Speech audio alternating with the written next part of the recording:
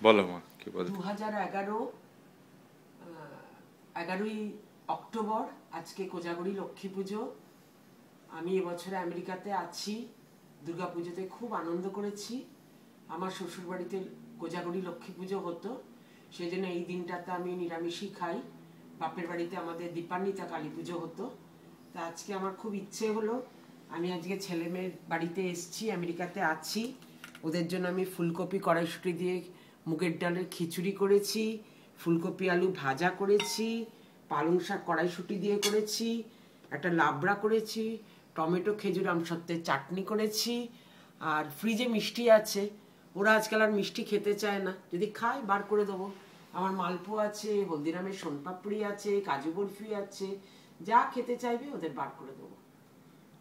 ওকে, এবার আমরা খাওয়া নিয়ে এনজয় করব। তোমাদের সবার কোজাগরি লক্ষ্মী পুজো খুব সুন্দর কাটুক।